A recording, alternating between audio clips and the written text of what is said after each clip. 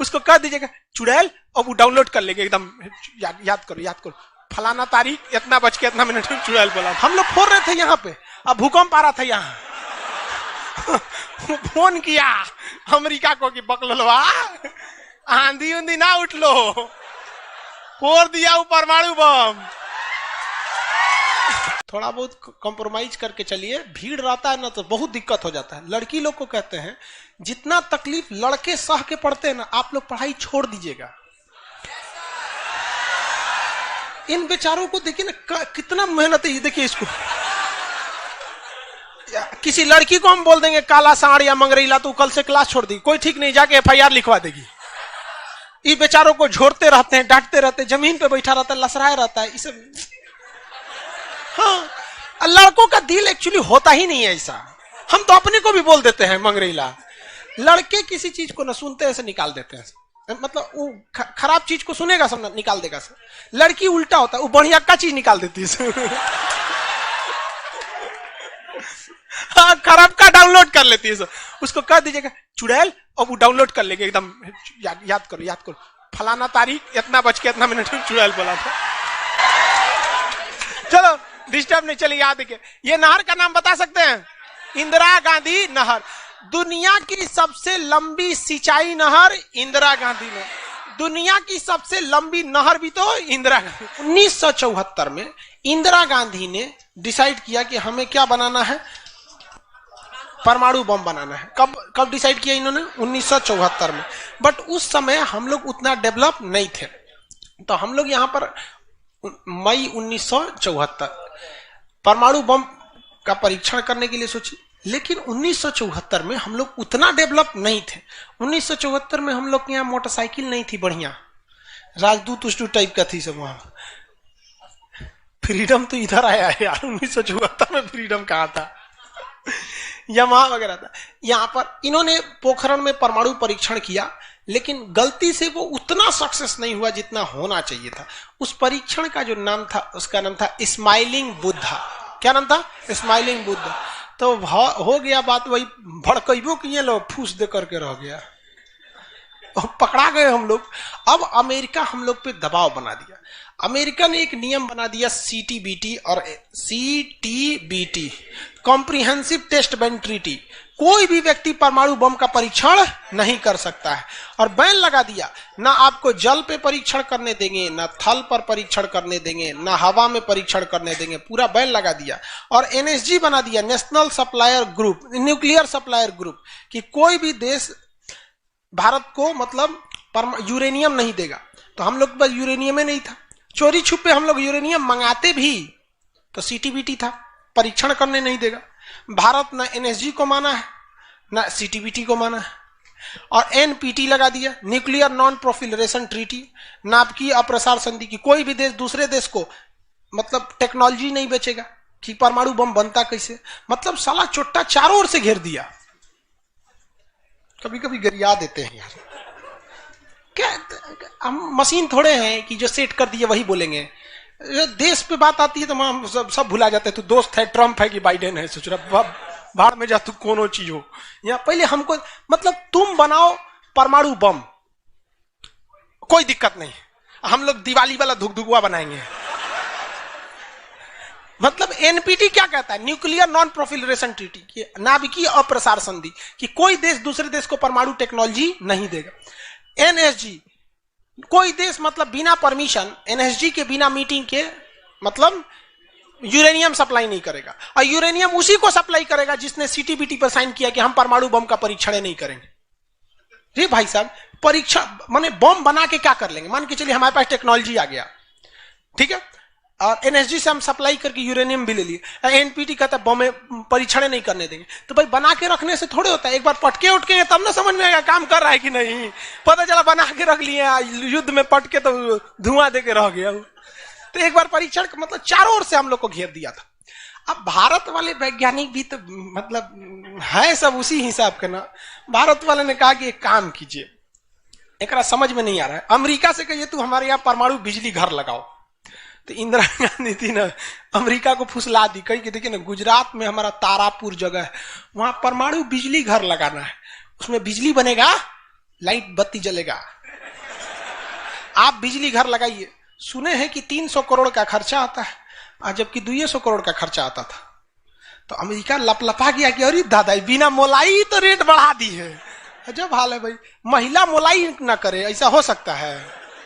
महिला को कोनो सामान फ्री में कहेंगे तो कहेगी 2 गो दे दो।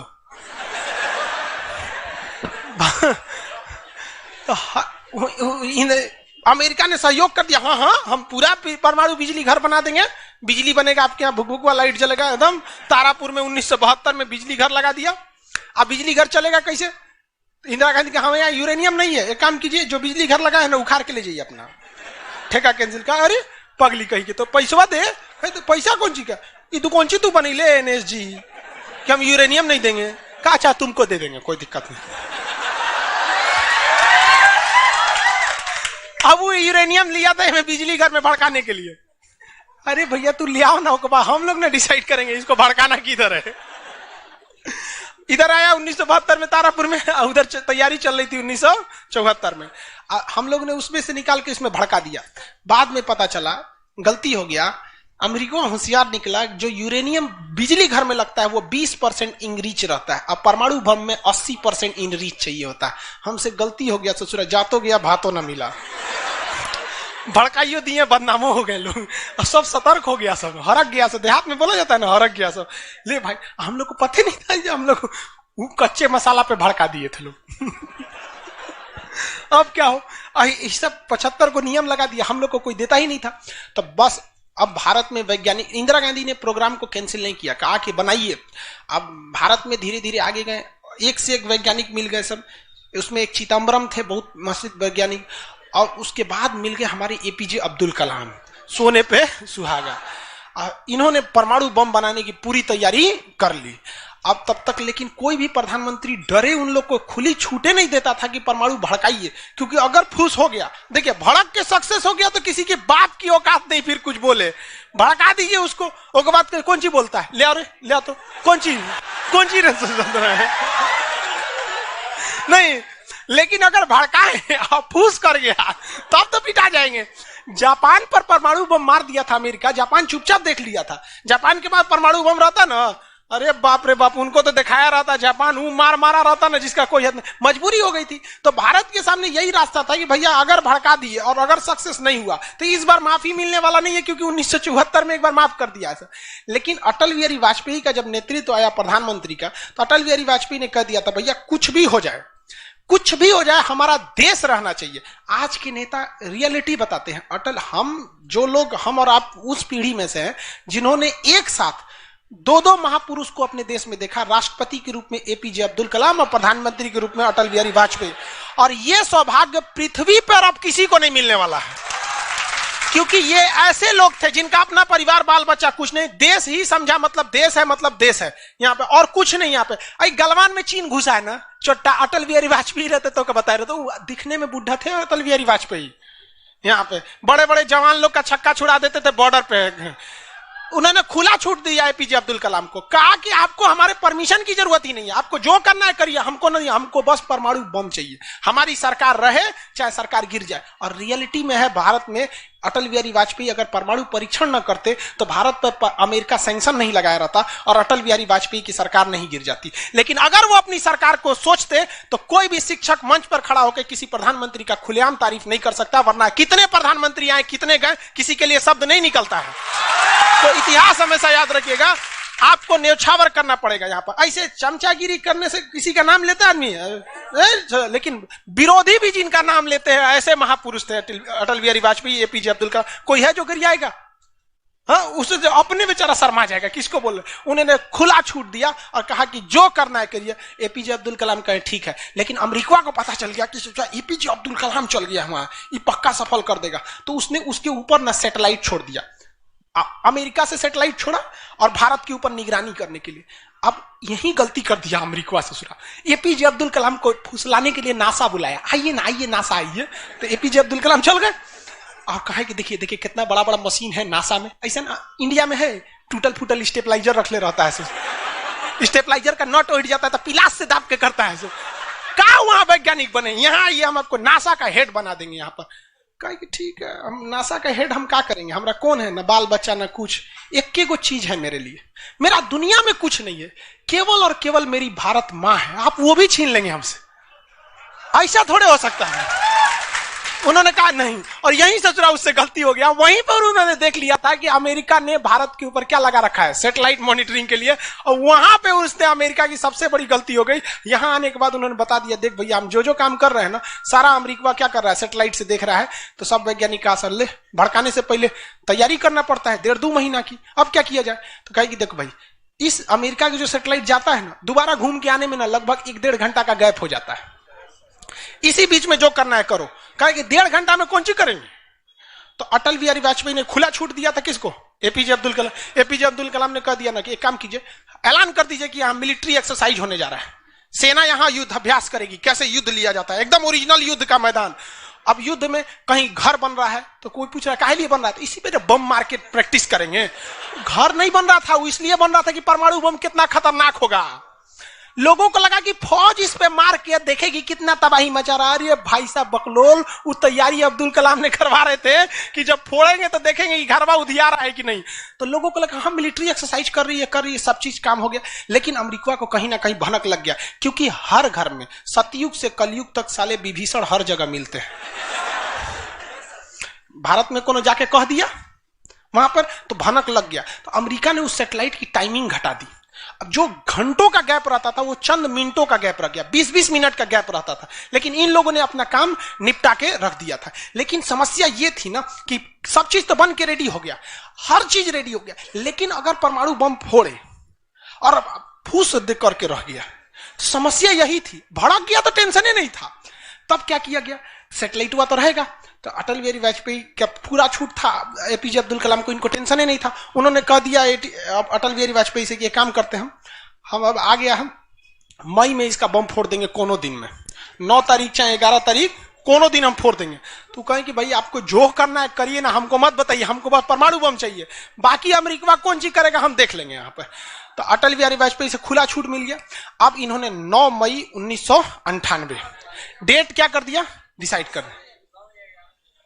2 दिन किया था, एक 9 मई को भी, फिर 11 मई को। पहले 11 मई 1998 शक्ति 98 कोड नाम था। जैसे अमेरिका का सैटेलाइट गुजरा, पूरी तरह से कैलकुलेशन हो गया था कि कैसे कैसे होने वाला। अमेरिका का सैटेलाइट जैसे गुजरा, तुरंत यहां पे भारत का परमाणु बम को ब्लास्ट किया गया। और जैसे ब्लास्ट हुआ तो जो मिलिट्री एक्सरसाइज कर रही थी उसको तो भेज दिया गया था 2 दिन पहले ही। जो बिल्डिंग बनाई थी वो खाली पड़ल था, धाए दे गायब हो गया बिल्डिंग, पूरा धुआं धुआं हो गया, पूरा भयानक। अब परमाणु बम क्या हो गया, लगभग सफल हो गया। वैज्ञानिकों को लग गया था सफल हो गया, लेकिन भाई अब ये फोड़े, अभी कैसे पता चल जाएगा सफल हो जाएगा। आप अंदाजे ना बता सकते कि भाई इतना तबाही एक अच्छा ही बम ला सकता है। लेकिन तब तक सैटेलाइट उसका घूम के आ रहा था और पकड़ लेता तब क्या होता, मान के चलिए पकड़ लेता, पता चला कि सफल नहीं हुआ, खाली धुआं कर दिया, गड़बड़ हो गया। तुरंत अटल बिहारी वाजपेयी को फोन किए एपीजे अब्दुल कलाम कि तुरंत आप मौसम विभाग को कहिए कि राजस्थान में भयानक तूफान आया है, कोई नहीं जाएगा। अटल बिहारी वाजपेयी ने तुरंत घोषणा करा दी, राजस्थान के लोग अपने घर में रहे, बहुत भयानक तूफान आया है। अब उसका सैटेलाइट आ रहा है तो देख रहा है धुआं हुआ है, तुरंत मैसेज भेजा नासा में, धुआं हो गया यहाँ पे। कहीं मतलब धुआं हुआ है, तूफान आया है वहां पे। तूफान आया है, सोचा। वहां से चला गया, तब परीक्षण देखा गया, एकदम सक्सेस। अब टेंशन ही नहीं है, एक और फोड़ दो, 2 को फोड़ दिया गया, पूरी तरह से सक्सेस हो गया। और ससुरा अमेरिका को अभी तक पता है कि वहां तूफान आया है, अरे वहां दूसरा तूफान आया है। अब भारत में कुछ भी कहिए तो डर तो लगता है, भाई अमेरिका बहुत खतरनाक देश है। आज हम लोग भले शक्तिशाली है, 1998 में हम लोग को पाकिस्तान आगे दिखा देता था, 99 की करगिल वार याद कीजिए। आज हम लोग बहुत आगे निकल गए, लेकिन उस समय बहुत पीछे थे हम लोग। अब डर तो था ही। अब भारत के प्रधानमंत्री सब राष्ट्रपति सुखपुकाइल थे, अमेरिका क्या करेगा ओके पते नहीं।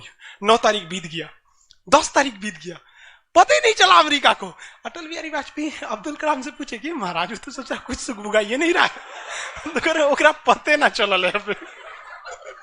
एक काम करते हैं, आप धड़ल्ले से फोड़ देते हैं, क्या फायदा है हम। तो फिर 11 मई को 3 गो और फोड़ दिए। दुगो गायब करके। जैसे परमाणु बम निकला धड़ाम से फोड़े, पता ही नहीं चला। दूसरा, लेकिन भाई धड़ाधड़ 5 गो फोड़ दीजिएगा तो पता चल जाएगा कि नहीं पता चल। ये डाउट हो गया पाकिस्तान को। जनते का है, हम लोग फोड़ रहे थे यहां पे, अब भूकंप आ रहा था यहां। फोन किया अमेरिका को कि बकलवा आंधी उंधी ना उठ लो, फोड़ दिया वो परमाणु बम। अमेरिका सोच रहा माथा फोड़ रहा है अपना, कह रहा है कि अब क्या करें हम यहाँ पे। नासा वालन को गरियाया, गिरे चोट्टा कहीं का, तू लोग को सैटेलाइट लगाओ, हाई लगाओ वहां पे। कौन सी देख रहा था लोग वहां पे, कि हम तो बोलबे किए थे कि उधर दुका उठाया था, अपने ना बोल रहे थे कि आंधी उठल है वहां पे। अमेरिका आग बबूला हो गया और तुरंत अमेरिका का प्रतिक्रिया आया कि भारत को इसका बहुत भारी कीमत चुकानी पड़ेगी। तो भाई जिसकी कीमत भारी ना हो उसे चुकाने में मजा क्या है। और अमेरिका ने खुलेआम भारत को ललकार दिया कि अमेरिका कभी भी इस बात को स्वीकार नहीं करेगा कि भारत एक परमाणु संपन्न देश है। भारत को कभी भी अमेरिका इस बात की मान्यता नहीं देगा। अटल बिहारी वाजपेयी ने भी कॉन्फ्रेंस तुरंत मीडिया के सामने आए और कहे कि जो चीज हमारे पास है उसके लिए हमें किसी के प्रमाण की कोई आवश्यकता नहीं है। और जिस देश को यह लगता है कि हमारे पास परमाणु बम नहीं है या जिन देश को हम पर शक है वह आ जाना युद्ध के मैदान में, बताएंगे है कि नहीं। अब पूरी तरह तबाह हो गया यहाँ पे। अब अमेरिका माथा पीटते रह गया। अमेरिका ने आदेश दिया अपनी सेना को कि तैयार रहो। अटल बिहारी वाजपेयी ने आदेश दिया अब्दुल कलाम को कि जो बम बनाए हैं ना, 2-4 को फोटोकॉपी उसका रेडी रखिए। फोटोकॉपी मतलब उसका बना होना के रेडी रखिए, क्योंकि सेना की लड़ाई में भाई आर्मी टू आर्मी बहुत दिक्कत हो जाएगा। एडवांस है वो बहुत। आज के वक्त में भी हमारा हथियार वहीं से खरीद के आता। भारत ने भी डिसाइड कर लिया कि जो होगा आपकी परमाणु बम से होगा। अमेरिका भी डर गया कि ना भाई इससे लड़ना अब ठीक नहीं है। पाकिस्तान वो बम बना के रख ले था, डरे नहीं फोड़ रहा था। 1 हफ्ता तक देखा कि भारत को क्या हो रहा है, क्या हो रहा है। देखा कि कुछ नहीं हुआ, इहो चुप पे फोड़ दिया। अमेरिका एकदम ककुआ गया, एकदम कह रे चट्टा कहीं का तू क्या फोड़ा रे। तो पाकिस्तान वहां झाड़ दिया अमेरिका को कि हमरे बोलेंगे कमजोर जान के, हाँ फोड़ले आपके आप बाई तो एकरा नहीं बोलेंगे। आप हम कमजोर हैं तो हमरा बोल देंगे। एक काम कीजिए, आप भारत को जो सजा दीजिएगा हम भी वही सजा काट लेंगे। सोचो हमरे पे खेल गया। हम ही लोग पे खेल गया पाकिस्तान। अब भाई अमेरिका टेंशन में आ गया। अमेरिका ने भारत पर एम्बार्गो और प्रतिबंध लगा दिया। जैसे अभी सऊदी अरब पे प्रतिबंध लगा दिया, कल के वीडियो में बताए थे, सऊदी अरब का डस्टबिन बना दिया वहां के। तो वहां पर अमेरिका ने भारत पर प्रतिबंध लगा दिया। कोई देश भारत से सामान नहीं खरीदेगा। जो जो चीज जरूरत की थी सब चीज पर बैन लगा दिया। भारत की अर्थव्यवस्था डूब गई, पाकिस्तान की भी अर्थव्यवस्था डूब गई, लेकिन भारत को बचा लिया भारत के 55 लाख कुशल कारीगर जो विदेशों में काम करते हैं। आप प्रतिबंध लगाइएगा भी तो पूरी दुनिया का कारखाने ठप हो जाएंगे, क्योंकि हर जगह भारत के वहां वर्कर काम करते हैं। और अमेरिका या सीबीएसई वाले जो वर्कर होते हैं वो स्पेशलिस्ट होते हैं। पेंट मारता है तो पेंटे मारेगा। भारत का मिस्त्री मल्टी टैलेंटेड होता है। पेंट मार रहा है उसको कोई काटी ठोक दो तो बिजली वाला काम कर दे, तो हाँ तार और घींच देते हैं। मल्टी टैलेंटेड होता है और काम भी बहुत ज्यादा करता है। काम हम जब 5 बजे कर देगा तो आदमी अच्छा बोरा नीचे उतार दो, तो ये सब बड़ी काम कर देता है। मेहनती होता है सर, कोई दिक्कत नहीं है उन सब में। खाना नहीं भी है तो कोई दिक्कत नहीं, निकालेगा कोई नहीं है, चालू। तो पूरी दुनिया से भारत को पैसे आ रहे थे। पूरी दुनिया भारत में क्या, भारत के हजारों वर्कर लाखों काम कर रहे थे, भारत में पैसा आ रहा था। तो हमारी अर्थव्यवस्था पे उतना भयानक प्रभाव नहीं पड़ा, लेकिन पाकिस्तान की अर्थव्यवस्था तबाह हो गई। इसकी यहाँ के कोई वर्कर को ले भी नहीं जाता है। अरे चोटा कब मार करेगा कोई ठीक है नहीं है यहाँ पर। ये सब इतने बड़े बैल होते हैं सब पाकिस्तान वाला। अगर पाकिस्तान के एक मोहल्ला से 5 आदमी विदेश गया है ना, वहां अच्छा से हंसी खेसी से ड्यूटी कर रहा है, अगर उसके परिवार में यहाँ झगड़ा होगा ना तो दोनों हुआ झगड़ा कर लेगा सर। तो अब्बा काहे मर लो हमरी खाला को हुआ मार कर ले। उसकी अर्थव्यवस्था पूरी तरह से बर्बाद हो गई। अब पाकिस्तान के साथ अजीब सी दिक्कत था। अमेरिका अर्थव्यवस्था बर्बाद कर दिया, लेकिन पाकिस्तान भाई साहब हरामियों में नोबेल पुरस्कार मिलता तो हर साल यही लाता। इसने कहा कि एक काम करते हैं, अमेरिका ने हमको ऐसा बर्बाद किया है कि परमाणु बम होने के बावजूद हम तड़प के रह जा रहे हैं। हम भी अमेरिका को तड़पाएंगे। यह कहता है ना कि हम किसी से खरीद नहीं सकते हैं, व्यापार नहीं कर सकते। एक काम करते हैं, हम परमाणु बमें बेचते हैं। ससुरा उत्तरी कोरिया को बेच दिया, किंग जोंग पगला को देखे, उसका टेक्नोलॉजी पाकिस्तान दिया है। सद्दाम हुसैन को, ईरान को, सबको बेचने लगा कि सारा थ्योरी ले आके देखता था कि देखिए ऐसे ऐसे परमाणु बम बनता है, लीजिए 20 करोड़ दीजिए जाइए। अब अगला हिसाब, 1 महीना तो काटेगा आदमी, अगला हिसाब देखे। अमेरिका कर रहा है पाकिस्तान में चोट्टा क्या कर रहा है, क्या कर रहा है, मरे हम भूखे, मरे, आप प्रतिबंध हटा दीजिए, नहीं तो हम इसको फेसबुक पे डाल देंगे।